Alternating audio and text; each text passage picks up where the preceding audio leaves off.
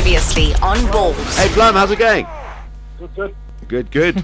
Welcome back to Ballz Radio. Thanks for chatting to us today.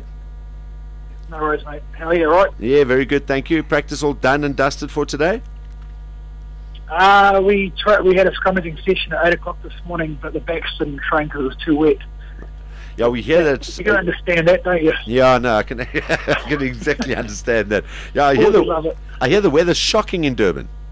Yeah, no, it's terrible and not so good tomorrow, so not great for our preparations this weekend. We've got a game at Kimberley, and it's certainly not going to be like this, I doubt. Yeah. Well, listen, first of all, kudos on winning the Manager of the Month award. I think it's your 23rd consecutive one and well deserved. And obviously with some great performances, but I think you must. Where does that Sharks performance this last weekend rank with you? Because I thoroughly enjoyed watching that comeback. Yeah, I know. It was 21-6 down at half time, and then obviously we had to come out of the change room and do something special, because if the Cheetahs scored again, we were in serious trouble. So, we got a try back, and then they scored one, and then we had to finish really well, and we did that. But I was really pleased with our intention. Our accuracy wasn't always good, but we certainly played, from all areas of the field, and we were, like I said, always accurate, but certainly one thing for sure, the tempo of the game was high, and I think the Cheetahs they got a bit tired in the end, so we benefited from that last 8-10 minutes. That's been one thing I've noticed with the Sharks. Now, I want to ask you if it's a conscious thing that your fitness guys have done, or something that you've been working on, because over the last couple of years, and I've always had a theory that if the Sharks are within 5 to 10 points down at halftime even, you kind of back them in the second half, because they're an incredibly strong second half side, and I think they have the best record of any South African side, Super Rugby or Currie Cup, in the second half over the last few years. I mean, are you aware of that, and is it something consciously that you've noticed, or? Yeah, well, I think the big thing is that at some period in the second half you've got to dominate, and if you can get that, if that can be a 20 or 30 minute period in the second half, you can win. And obviously your bench plays an important role in that as well. But Mark Steele and Jimmy Wright, our conditioning men, they work really hard on the boys, and can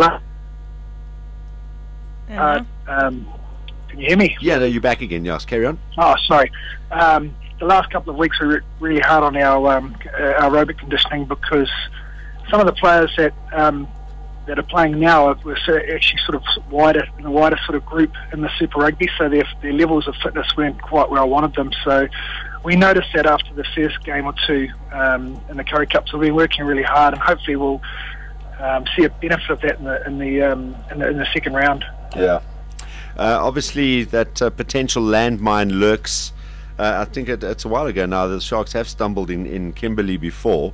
But I mean, do you specifically plan for a game in Kimberley, or is there nothing you can really do about Greek? Because that's just the way they are. When you hit them in their home ground, they just tend to sort of have that knack of nipping some of the bigger sides. Yeah, well, they really get up for the bigger sides, whether it's the Bulls, the Sharks, or the Storm, or Western Province, I should say. But they really love playing us there. They normally get a nice little crowd. I mean, it's one of those occasions where, I guess it's the bigger units, they don't like it as much because of the, it's not a fancy stadium, or the changing rooms are terrible. So there's different factors that we're sort of not used to. So it's sort of like going back to a club ground, But the players, the Greekless guys there, they look well organised this year, and they've got some fantastic players too. So certainly some guys in that group that look like they can play Super Rugby. So we know it's going to be really tough, and like I said, we haven't won there for a couple of years. We just got to get our act together and enjoy the challenge. Is their change room still a corrugated iron change room, or have they actually put brick over it now? Yeah, no, I think they've got one of those, but they put us in corrugated. They put us in the second, the reserve changing room. Yeah. The hot box. To get the visitors into the hot box. There we go. Yeah, exactly. Simon, Plum, how are you guys enjoying or not enjoying the new format of the Currie Cup? Well, I think the positive about it is a quicker competition. You know, we've got one game to go and we've finished round one. So before you know it, we'll have a semi-final and a final, and it'll be all over. And I think that's important with the Super Rugby competition now. I mean, I do feel sorry for the Pumas and Leopards not in it this year, but at the end of the day, it's, you know, a couple of less games, and it makes a big difference. This is a really long season for everyone, and you know, I guess it's not great that a couple of unions, you know, don't get involved, but ultimately, you know, it's you know, broadcasters, they get to choose who plays and who doesn't play, because it's the amount of rugby on TV and etc. Yeah, TV always rules the roost, I suppose. I just wanted to, at the beginning, I think after Super Rugby, there was a story about Plum sort of taking a little more of a step back as far as the Sharks goes. Obviously still involved, but was particularly with Currie Cup. But we see you in that box every week.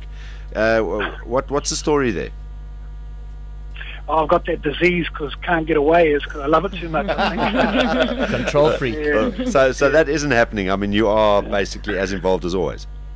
You know what? I mean, you know, the team's young, and right now I just sort of feel like they need me. It's you know, because Kevin Keegan back can make a big difference to our leadership and our organisation. So I'll definitely take a step back soon, but it's just I haven't really got around to it. And I asked Lara the other day whether, you know, she would come away with me for 2 or 3 days, and she said she wouldn't. So I thought, well, I might as well go back to work then. Yeah, but you did ask if you'll come with her to Kimberley. Or she'll come with you to Kimberley. No, well, they're getting fussy, these modern women, you see. Yeah, absolutely. Well, listen, Plum, once again, congrats on last weekend's results, and things looking pretty good with the Sharks. Just a final one. I want to ask you, with a view to the Castle Lager Championship going on, a lot of people are saying, you know, Patrick's kind of not really given a chance to settle into that side, and you know, overlooked again from a Springbok point of view, as far as I know, Johnny. And I mean, do you see anyone apart from New Zealand dominating this tournament? I mean, can you see the Springboks coming back after, particularly just 2 weeks after that performance against Argentina? Well, I think that you know, I think they can beat Australia this week. You got to remember, Australia very low in confidence, and they'll talk up having Beale back and etc. But I mean, I think they could struggle against the Boks. I think they, especially up front, I think the Springbok forwards will be way stronger than the Australians. But we all know what the Aussies are like. You know, when their backs are against the wall, they always fight back. And I think just on Paddy, I think the hardest things for Pat Lambie is that he's had no rugby. You know, he had the Super Rugby final, which we saw is clearly out of form, and he didn't play 2 weeks before that. Then you know, he hasn't played since. So the smart thing to do with him would have been to give him a game last week to get his some confidence, get some rugby up. But you know, he was in a, you know, he ended up in a training camp. You know, so these players need to play. You know, you can't get in form doing training. You know, the running sequences and patterns and etc. Training, they need to get out there and play, and I think that's what he needs to do. All right, Plum, we'll enjoy the travels this week, and good luck for the game against Griquas, and thanks for chatting to us this afternoon on Ballz. Okay, Darren. Cheers, mate. Thanks, Darren. Bye-bye. Cheers, there we go. John Plum. Plumtree joining us this afternoon. Did you say cheers, Darren? No, I just said Yes, all you of us. did. You just said cheers to me. Yes, Darren, I didn't. What is wrong with you?